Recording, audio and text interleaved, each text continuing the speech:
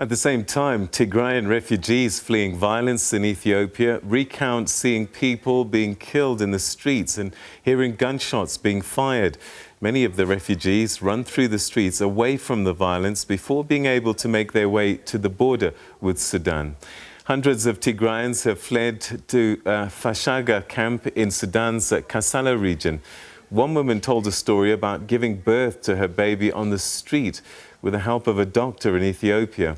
Dozens of people have been killed since fighting began on November the 4th.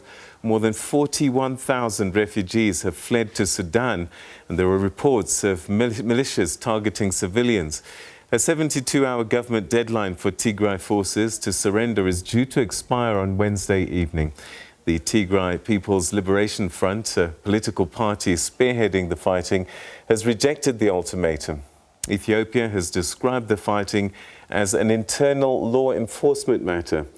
Long lines of cars have formed in front of gas stations in Mekele, the Tigrayan regional capital. Petrol has been rationed in Tigray since the conflict began. It breaks my heart. It is a harrowing story.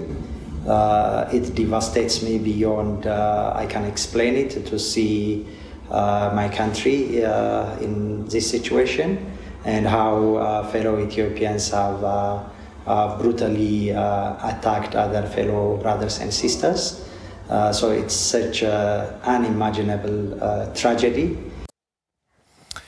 For more on the latest developments in Ethiopia, I'm now joined via Zoom by Pan-African scholar at the Tshwane University of Technology, Professor Mammo Muchie. Thanks very much indeed, Prof, for joining us, and welcome to the program.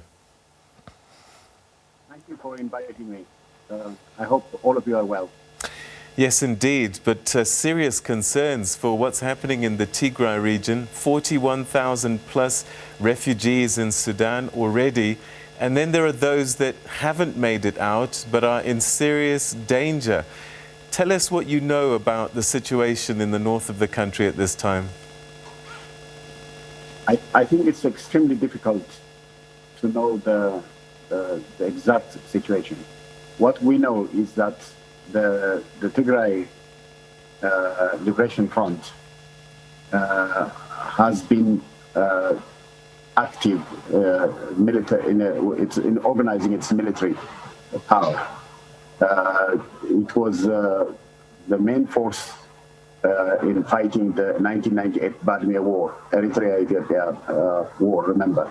Nearly 100,000 people died. So it's over the last nearly 3 years, they have been building up their military strength. And what I'm hearing is that they also have very extraordinary equipment like weapons, satellite, rockets, many things like that. So as you rightly put it, when they were given the 72 hours, if they refuse it, it means they may be thinking that they can still fight strongly against the federal army. So my worry is that this conflict will become very much like a civil war, and it might stay longer, and it may be prolonged.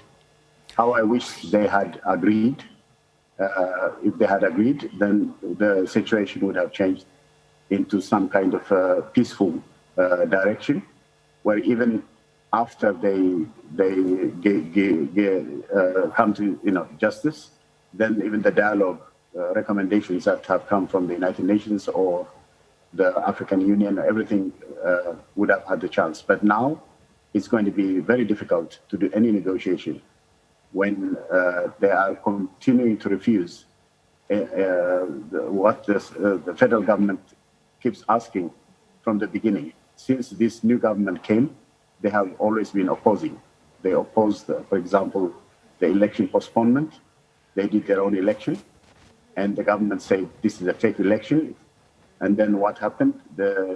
Nearly, nearly 99 or so % of the votes was given to them, to the Tigray People's Liberation Front. And they have been there nearly 30 years. 27 years and more. And why they are not thinking of arranging the best transition. And when this opportunity came with the new transition, they should have made an agreement, and they could have been, that would have been the best gift they could have given, to Ethiopia, to the people, to their own people too. I mean, it would have been like that. But for them to want to continue, when there was a lot of resistance against them, there was a rebellion. Lots of people also died to change them. Even the former Prime Minister, Haile Mariam, he actually said he cannot continue as a Prime Minister when all people are dying and resisting. Why this group from Tigray continue to do this and rebel against what the central government says, go against the rule of law and everything, is just, it's very, very really sad, because it has to change. If this doesn't change, then as you rightly put it, the situation is very dangerous, even for the people of Tigray. The ordinary people of Tigray have nothing to do with all this politics. This is not a good ethnic politics. Politics is very, very Professor, rough. has ethnicity, is ethnicity at the heart of this problem?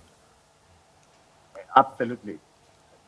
I must tell you, this ethnicity was used against Ethiopia when, in the Second World War, when the Italians, Mussolini, the fascist, he used ethnic division. He said, let's divide Ethiopia ethnically. Otherwise, if they are united, they will do another Adwa victory against us. So to do that, we need to divide them. And then he said, we must also attack the Orthodox Church. And then also he said also there's the people called the Amharas. And then even a book was written by a guy called Roman Baron Parachoska, Abyssinia, the Powder Barrel. Yeah, the most burning question of the time, 1934, where they say that if these people unite, they will not only defeat us, Italy, the whole of Europe, they will defeat colonialism. They will make Africa free. We don't want that to happen. We must disintegrate them ethnically. So what do? We create self-determination for everyone. Then we can weaken the stronger versions, and then eventually the country will be weak, and then we can control it. That's what he said. The TPLF is also a minority group. So when they came, they created the same formula. They even copied it, and they created 9 ethnic divisions. So it's ethnicity. It's almost like the apartheid divisions that South Africa passed. But give South Africa great credit. They have a great constitution. They say, we, the people of South Africa. The preamble starts with that and says the worst thing that happened under apartheid. Even what do they say? We go through reconciliation and peace and unity, and as one people, inclusive. That's what it's so beautiful. I'm sincerely telling you. The Ethiopian one says, you know what it says, the preamble? We, the nations, nationalities, and peoples of Ethiopia, standing for self-determination. Almost a copy of what Mussolini did. That's what they did. So the politics they have been following has been very, very not divisive. Nice. Plus, in their manifesto, they said they want to attack, like what Mussolini said, they want to attack what they call these Amhara people. All right. So the way you're manifesto. talking, Prof, it seems as if Prime Minister Abiy Ahmed had no choice but to take this extreme action.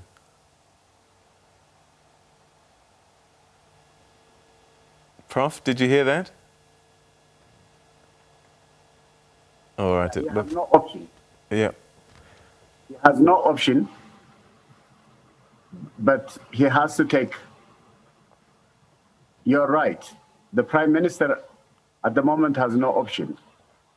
And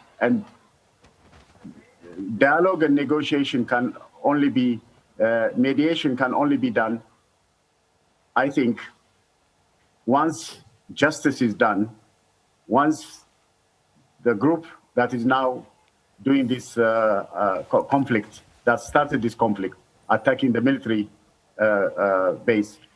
Once that is somehow, come to a situation where I think the central government's military has some control and a new administration is set up in the Tigray region. I think until that happens, I think for him to say we can't now do dialogue is right. I think what we need is to completely change the constitution also. The ethnic system has to completely be changed, like you changed the apartheid system. Something like that has to happen. And I think they are the ones that are opposing it. And I think the new government wants to change it. And we need to give them a chance. And I think all the Prof, international we're going to have to leave it there, unfortunately. Thank you so much indeed for joining us this evening and sharing your thoughts with us on this a very serious and concerning issue in northern Ethiopia. Thank you so much for your time.